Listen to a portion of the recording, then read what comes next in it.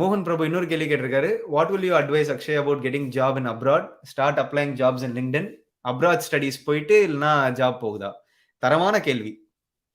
First of all abroad studies போறதுக்கு உங்களுக்கு வந்து கையில அமௌண்ட் இருக்கா அப்படின்றது வந்து ஃபர்ஸ்ட் நீங்க யோசிக்கணும். ஓகேங்களா? அதுக்கு அடுத்தது அந்த அமௌண்ட் வந்து யூரோப்பா இருந்ததுன்னா நான் கேரண்டீடா சொல்றேன் 25 lakhs to 30 lakhs. யூஎஸ்ஆ இருந்தா கண்டிப்பா ஒரு 40+ lakhs. கனடாவா இருந்தா ஒரு 35 to 40 lakhs. ஸோ இந்த மாதிரி ஹையர் ஸ்டடீஸ் வந்து நீங்க போகிறதுக்கு ஃபர்ஸ்ட் முன்னேற்றமா நீங்க வந்து ஒரு அமௌண்ட்டை வச்சு தான் ஆகணும். அதுக்கு நிறைய பேர் எடுக்கிறது லோனு. ஓகேங்களா? என்னோட குறிக்கோளே வந்து உங்களோட ஜெனரேஷன் ஓடிய இந்த லோனு, இஎம்ஐ இந்த மாதிரி வார்த்தைகள்லாம் லிஸ்ட் அவுட்டே தூக்கிடணும். ஓகேங்களா? உங்களோட ஜெனரேஷன் உங்க அடுத்த ஜெனரேஷன் இன்னும் பெட்டரா வாழணும். அதுக்காக நம்ம இப்போ படிக்கணும். ஓகேங்களா? அதுதான் பேசிக் பிரின்சிபல்.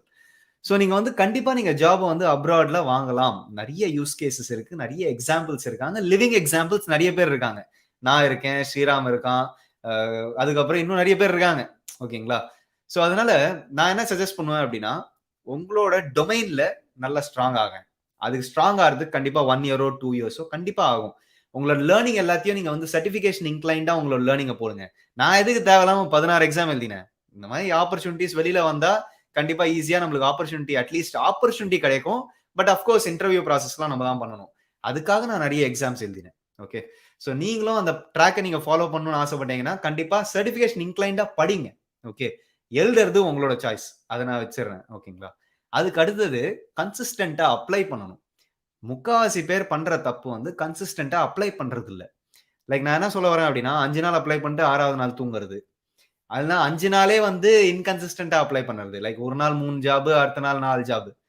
எல்லா நாளுமே உங்களுக்கு லிங்க்டின்ல இல்லைன்னா ஏஞ்சல் லிஸ்ட்ல, இன்ஸ்டா ஹையர்ல இந்த மாதிரி பிளாட்ஃபார்ம்ஸ்ல என்னெல்லாம் வேர்ல்டு வைட்ல ஜாப்ஸ் வருதோ எந்த நாட்டா இருந்தாலுமே பரவாயில்லையே. கம்பெனி விசா போட்டு கொடுக்குறான் அப்படின்னா நீங்க தாராளமா போயிட்டு வரலாம். கம்பெனி விசா கொடுக்கலையா, ஆஃபரை கொடுக்குறானா, நீங்களே விசா ப்ராசஸை பார்த்துக்கோங்க.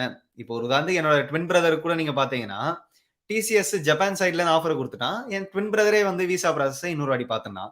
ஆனா அவன் முதல் வாட்டி போக வச்சு அவங்களே விசாவை பண்ணி கொடுத்தாங்க. ஏன்னா ஆன் சைட் போனான். இந்த வாட்டி டைரக்டாவே ஜப்பானுக்கு போறான். எனக்கு பேக் பேஸே பண்ணி கொடுத்துட்டாங்க விசாவை. ஓகேங்களா? ஸோ அதனால 2 பாசிபிலிட்டிஸும் இருக்கு. ஒன்றும் இல்லை. இப்போ விசாக்கு நம்ம செலவு பண்ணுறதுன்றது ஒரு மேட்ரே இல்லை. ஏன்னா அங்க போனதுக்கு அப்புறம் நம்மளுக்கு வரப்போற ரிட்டர்ன்ஸ் வந்து கண்டிப்பா ரொம்ப அதிகமா இருக்கும். ஸோ அதனால விசாக்கு நம்ம செலவு பண்றதுலாம் யோசிக்கவே கூடாது. ஓகே. ஸோ என்ன பொறுத்த வரைக்கும் நீங்க டைரக்டாவே நல்ல ஒரு ரிசோர்ஸா மாறுங்க. அந்த ரிசோர்ஸா மாறினதுக்கு அப்புறம் டெய்லி அப்ளை பண்ணுங்க. கன்சிஸ்டன்டா அப்ளை பண்ணுங்க. விடாமுயற்சி விஸ்வரூப வெற்றி. அதுதான் ஒரே ஸ்டேட்மெண்ட் தான். டெய்லி நீங்க அப்ளை பண்ணுங்க. உங்களோட டைம்னு ஒண்ணு வரும். உங்களோட டைம் என்னைக்கு வருதோ அன்னைக்கு நீங்க வேற லெவல்ல போவீங்க. அன்னைக்கு நீங்க எனக்கு மெசேஜ் பண்ணி அக்ஷய் என்னோட டைம் வந்துருச்சுன்னு நீங்க சொல்லுங்க. ஓகேங்களா? ஸோ அதனால கண்டிப்பா வந்து வெயிட் பண்ணுங்க. பேஷண்டா இருங்க. ஆனா அதுக்கேத்த எஃபர்ட்டை போட்டே இருங்க. ஓகே. சூப்பர்.